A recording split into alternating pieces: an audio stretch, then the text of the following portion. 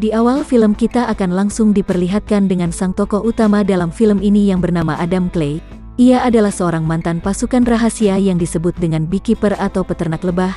Dalam film ini The Beekeeper adalah sebuah organisasi rahasia pemerintah dalam membersihkan suatu kasus di luar penegak hukum. Dalam masa pensiunnya, Adam Clay menyewa sebuah gudang milik Miss Parker untuk tempat tinggalnya dan menghabiskan waktunya membuat beberapa madu dari peternakan lebahnya. Miss Parker adalah seorang pensiunan yang hidup seorang diri. Ia menghabiskan waktunya sebagai ketua donasi dari badan amal bagi anak-anak yang kurang mampu. Karena itulah ia merasa senang dengan kehadiran Clay yang menempati gudangnya. Begitu juga dengan Clay yang sangat berterima kasih karena telah diizinkan untuk tinggal di gudang Nyonya Parker. Dalam perbincangan itu, Miss Parker mengajak Clay untuk makan malam bersama setelah ia menyelesaikan pekerjaannya. Namun hal yang tidak terduga tiba-tiba terjadi ketika Miss Parker sedang bekerja di depan laptopnya. Ada peringatan yang mengatakan bahwa harddisk komputernya terinfeksi oleh virus dan ia diminta untuk menghubungi call center yang tertera jika tidak ingin data-data dalam komputernya rusak atau terhapus secara permanen. Dengan keadaan panik, Miss Parker pun segera menghubungi call center tersebut. Namun ternyata nomor telepon yang ia hubungi adalah organisasi phishing yang berkedok sebagai perusahaan antivirus. Aplikasi yang terinstal di laptop Miss Parker ternyata telah terpasang suatu sistem yang membuat mereka bisa mengendalikan laptop Miss Parker dari jarak jauh. Dengan cepat mereka bisa melacak dan membuka riwayat beberapa akun tabungan yang tersimpan dalam laptop tersebut. Sementara Parker yang kebingungan sempat bertanya mengapa laptopnya tiba-tiba seperti itu. Namun Garnet yang merupakan manajer gedung itu berkata bahwa itu adalah hal wajar untuk bisa menghapus beberapa virus dari laptopnya, dan dari sinilah ia mulai memanipulasi Miss Parker. Sebagai permintaan maaf karena telah terjadi gangguan sistem dari aplikasi mereka, Garnet meminta rekening Parker untuk mengirimkan uang sebagai tanda maaf, dan setelah transaksi itu dilakukan, Miss Parker sangat terkejut karena Garnet mengirim uang sejumlah $50.000. Garnet yang berpura-pura kaget mengatakan kepada Miss Parker karena seharusnya ia hanya mengirim $500 saja. Ia lalu memohon Miss Parker untuk bisa mengirimkan kembali uang sisanya ke rekening milik Garnet. Karena merasa kasihan kepada Garnet, Parker pun segera mengakses tabungannya dari laptop tersebut, dan setelah Parker memasukkan password rekeningnya, semua tabungan miliknya hilang seketika. Begitu juga dengan tabungan donasi badan amal yang selama ini ia kelola senilai $2 juta. Mengetahui bahwa ia telah ditipu, Miss Parker pun tidak bisa berbuat apa-apa. Di lain cerita, Adam Clay yang masih sibuk dengan lebahnya terlihat sedang membuat madu, dan ketika semua itu telah selesai ia menuju ke rumah Nyonya Parker untuk memberikan madu tersebut. Namun setibanya di sana keadaan rumahnya sangat gelap dan muncul asap dari dalam rumah. Karena tidak ada jawaban, ia pun langsung masuk ke dalam rumah dan mengambil sebuah pisau dapur. Namun tiba-tiba ada seorang bernama Verona yang merupakan putri dari Miss Parker menodongkan senjatanya ke arah Clay, dan di dalam ruangan itu mereka melihat Miss Parker yang telah tewas bunuh diri. Dengan keadaan yang kacau itu, Verona yang merupakan seorang petugas FBI segera menghubungi beberapa rekannya untuk menyelidiki rumah ibunya dan membawa Adam Clay untuk diinterogasi. Namun pada akhirnya Verona menyadari penyebab mengapa ibunya memutuskan untuk bunuh diri.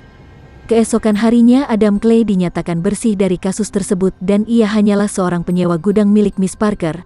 Verona yang merasa bersalah meminta maaf kepada Clay karena telah menuduhnya terlibat dalam kematian ibunya, dan Verona juga mengatakan penyebab ibunya memutuskan bunuh diri karena telah ditipu oleh organisasi yang berkedok call center yang telah menguras habis tabungan ibunya. Ternyata organisasi itu telah menjadi buronan selama bertahun-tahun dari pihak FBI. Namun sampai sekarang pihak FBI sendiri masih belum bisa melacak keberadaan dari kelompok tersebut. Mendengar fakta itu, Adam Clay pun segera menghubungi teman lamanya di Beekeeper untuk mencari alamat dari kelompok tersebut, dan tidak butuh waktu lama Adam Clay bisa mengetahui nama dan lokasi dari organisasi yang berkedok perusahaan call center United Data Group. Dengan membawa 2 jerigen bensin, ia pun bisa masuk dengan mudah dan membantai para petugas. Setelah masuk ke dalam, Clay menghajar salah satu orang di sana dan meminta mereka semua untuk berjanji tidak akan mencuri lagi dari orang-orang tua yang rentan dan lemah. Kemudian ia pun meminta mereka semua untuk keluar karena ia akan membakar habis gedung tersebut. Namun tiba-tiba Garnet dan anak buahnya datang untuk menghentikan Clay. Seperti yang kita ketahui, pembantaian pun berlangsung dengan cepat. Keadaan pun kini dikuasai oleh Clay dengan bensin yang telah ia siram ke semua komputer di gedung itu. Ia lalu memasang sebuah alat di panggilan masuk yang akan membuat percikan api keluar dari kabel-kabel tersebut dan ia berkata kepada Garnet untuk segera pergi jika tidak ingin terbakar hidup-hidup. Di lain cerita kita akan diperkenalkan dengan pemilik dari perusahaan phishing yang kaya raya bernama Derek. Di saat itu ia mendapatkan laporan dari Garnet bahwa gedung dari perusahaannya telah terbakar habis oleh seorang pria yang mengaku sebagai peternak lebah. Mendengar itu Derek pun tidak percaya bahwa semua itu bisa dilakukan oleh satu orang. Derek lalu meminta Garnet untuk mencari tahu keberadaan pria tersebut dan menyewa beberapa pembunuh untuk menghabisinya. Di sisi lain Verona yang mendapatkan laporan adanya kebakaran di gedung call center yang ternyata telah menipu ibunya dan dia terlihat sangat senang mendengar kabar tersebut. Beberapa waktu kemudian Garnet dan anak buahnya berhasil menemukan Clay yang sedang sibuk dengan lebahnya. Dan begitu Clay pergi mereka merusak sarang lebah milik Clay lalu mengikutinya. Namun tak diduga Clay ternyata telah mengetahui kedatangan Garnet dan telah siap untuk membantai mereka semua. Setelah itu Clay sengaja tidak membunuh Garnet dan meninggalkannya begitu saja. Di sisi lain Verona yang sedang menginterogasi beberapa karyawan di gedung call center dikejutkan dengan kabar terbakarnya gudang milik ibunya. Sesampainya di sana fakta lain pun terungkap. Verona dan suaminya menemukan ID karyawan United Data Group yang bisa disimpulkan beberapa dari mayat yang berada di sana adalah karyawan dari gedung call center yang terbakar, dan ia juga menduga mungkin semua kejadian ini berhubungan dengan Adam Clay yang tinggal di gudang ibunya. Di saat yang sama Garnet yang selamat terlihat sedang di mobil dan melaporkan kepada Derek bahwa rencananya telah gagal dan semua jari kanannya dipotong oleh Clay. Mendengar itu Derek pun terkejut dan menanyakan siapa sebenarnya pria itu. Namun yang Garnet ketahui pria tersebut hanyalah seorang peternak lebah yang merasa marah karena sarang lebahnya telah diganggu dan dirusak oleh mereka. Tanpa Garnet sadari Clay telah mengikutinya. Ia lalu mengikat Garnet dengan erat dan menyambungkan tali itu ke mobil truknya. Kejadian itu didengar langsung oleh Derek lewat telepon yang masih tersambung. Clay lalu mengangkat telepon itu dan mengatakan bahwa ia juga akan memburu Derek dan membakarnya hidup-hidup. Singkat cerita Verona dan suaminya masih terlihat mencari informasi tentang siapa pelaku dari kejadian terbakarnya gedung call center dan gudang milik ibunya. Dan ketika mereka mencari informasi tentang Adam Clay tidak ada satu data yang tercantum di setiap database mereka.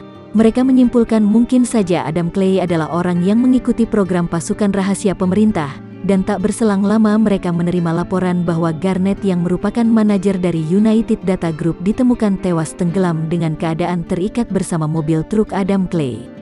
Di sisi lain Derek ternyata adalah anak dari mantan direktur utama CIA yang bernama Wells. Faktanya selama ini Wells telah melindungi nama baik dari setiap tindakan yang dilakukan oleh Derek.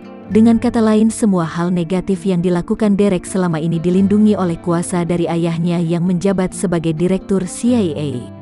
Tidak cukup di situ fakta yang sangat mengejutkan Derek Danforth adalah anak dari Jessica Danforth yang baru saja terpilih dan dilantik menjadi presiden negara.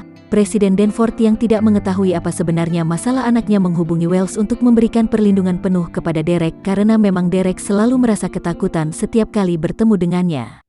Dengan perintah langsung dari presiden yang merupakan ibu dari anaknya sendiri, Wells lalu menghubungi direktur CIA dan menanyakan tentang status beekeeper yang bernama Adam Clay. Setelah mengetahui bahwa status Adam Clay sudah tidak aktif lagi, Wells pun memerintahkan beekeeper yang lain untuk segera membunuhnya. Di sisi lain Clay yang sedang mengisi bensin tiba-tiba diserang dengan brutal oleh beekeeper yang bernama Anna. Namun hal itu tidaklah cukup untuk bisa menghentikan Adam Clay, dan dengan sadis ia bisa-bisa membakar Anna hidup-hidup lalu memotong jarinya dan pergi begitu saja. Di saat yang sama Direktur CIA mengabarkan kepada Wells bahwa usahanya untuk menghentikan Adam Clay telah gagal. Meskipun Wells meminta Direktur CIA untuk mengirim beekeeper yang lain, namun hal itu tidak bisa dilakukan karena memang setelah mereka mengetahui situasi yang terjadi para beekeeper memutuskan untuk tetap netral. Mengetahui hal itu Wells dengan cepat menghubungi beberapa mantan anak buahnya untuk berkumpul di suatu tempat. Ia menjelaskan kepada mereka tentang pasukan khusus rahasia beekeeper yang berada di dalam CIA. Semua beekeeper diprogram untuk bisa menjaga sarangnya tetap aman dan bisa menjadi mekanisme yang menjaga keamanan negara di luar dari rantai komando negara tersebut. Dengan kata lain, para beekeeper diberi wewenang untuk bertindak sesuai kehendaknya di luar perintah demi keadilan warga dan juga kepentingan negaranya. Namun setelah Wells menjelaskan semuanya, ia memanipulasi mereka semua dengan mengarang cerita tentang Adam Clay yang sudah tidak aktif lagi menjadi beekeeper. Ia mengatakan Adam Clay bertindak sesuka hatinya demi melindungi sarangnya dengan pemahaman yang sangat keliru. Kemudian Wells meminta kepada semua pasukannya untuk bisa menonaktifkan dan membunuh Adam Clay dengan segera.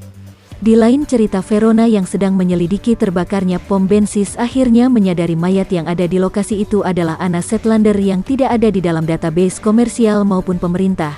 Ia pun menyimpulkan bahwa Anna juga merupakan pasukan khusus yang sama dengan Adam Clay dengan sebutan beekeeper.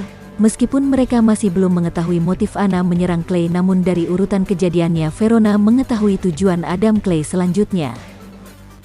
Kembali ke Adam. Potongan jari Anna ternyata adalah kunci untuk masuk ke dalam markas lebah milik Anna. Di sana Clay melacak sinyal dari saluran telepon terdekat yang pernah Garnet hubungi. Setelah mengetahui tujuan selanjutnya, Clay pun mengambil beberapa senjata lalu pergi menuju lokasi tersebut. Singkat cerita, adegan akan berpindah ke lokasi gedung Nine Star United, di mana gedung itu merupakan perusahaan berkedok trading yang juga dimiliki oleh Derek Danforth. Pasukan Wells yang telah lebih dulu berada di sana meminta pasukan FBI untuk tidak masuk dan hanya berjaga di luar. Dan di saat pasukan FBI sedang menyusun rencananya, Adam Clay datang dengan santainya dan melumpuhkan mereka semua dengan mudah. Di sisi lain, semua pasukan Wells yang sedang berada di dalam gedung dikejutkan dengan adanya Clay yang tiba-tiba ada di sana, dan pembantaian pun kembali terjadi. Setelah semuanya selesai, Clay menghampiri manajer dari gedung itu dan menanyakan siapa sebenarnya pemilik dan otak dari di perusahaan penipuan itu.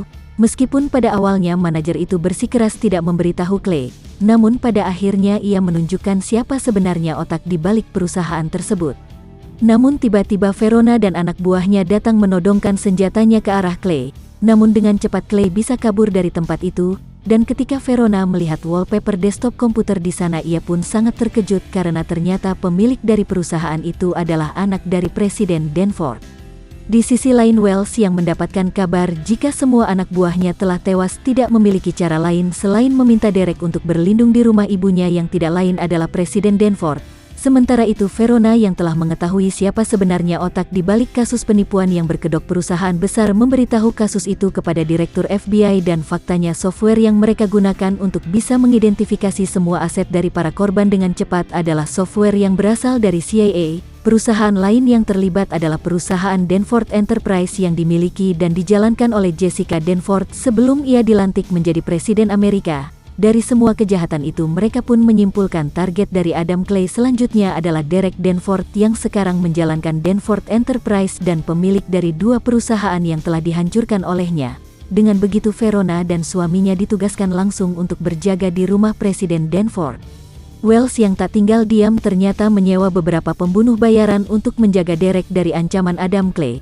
Meskipun pengawalan dan keamanan Presiden sangat ketat, namun Wells mengetahui siapa beekeeper sebenarnya. Benar saja, pengamanan yang sangat ketat itu tidaklah cukup untuk menghentikan Adam Clay. Dengan cepat ia bisa berhasil masuk lewat pipa pembuangan, bersembunyi di kolong truk dan melumpuhkan salah satu penjaga dan melewati semua itu dengan mudah. Setelah itu ia memasang bom di beberapa mobil FBI yang berjaga dan berganti pakaian. Di sisi lain, Direktur FBI yang telah berada di sana memberitahu semua kejadian yang telah terjadi selama ini kepada Presiden. Dan semua hal itu berhubungan langsung dengan Derek Danforth, karena tanpa sepengetahuan dari ibunya yang merupakan seorang presiden, Derek Danforth telah memakai perangkat lunak CIA untuk menjalani bisnisnya dan menipu banyak orang. Singkat cerita, sementara itu Presiden Danforth yang tak menyangka bahwa anaknya telah merusak reputasinya sebagai presiden berniat akan mengatakan yang sebenarnya kepada publik tentang semua kekacauan yang terjadi disebabkan oleh anaknya sendiri. Kembali di pembantaian Adam Clay. Di sini kita akan melihat Clay sama sekali tidak membunuh semua anggota penegak hukum dan hanya melumpuhkannya saja, namun tidak dengan pasukan bayaran Wells yang ia bantai dengan sadis. Sementara Verona dan suaminya berusaha masuk ke dalam untuk bisa menghentikan Clay, namun Wells yang berjaga di pintu mencoba menahan Clay untuk masuk, tetapi yang ia lakukan sangatlah sia-sia karena memang tujuan Adam Clay untuk membunuh Derek Danforth masih belum tercapai. Sedangkan Derek yang keadaannya telah terpojok tiba-tiba saja mengambil senjata dan menembak Direktur FBI, dan di waktu yang sama Adam Clay datang dengan meledakkan pintu ruangan tersebut, begitu juga dengan Verona yang datang menodongkan senjatanya ke arah Clay. Derek yang merasa panik tiba-tiba menyandera presiden yang tidak lain adalah ibunya sendiri. Dengan keadaan rumit itu Adam Kay lalu membaca situasi dalam ruangan tersebut dan mengatakan kepada Verona. Tiba-tiba dengan cepat Adam Clay menembak kepala Derek dan pergi dari sana. Meskipun Verona mempunyai kesempatan untuk menghentikan Adam Clay, namun hal itu tidak ia lakukan dan ia membiarkan Clay pergi begitu saja, dan film pun selesai.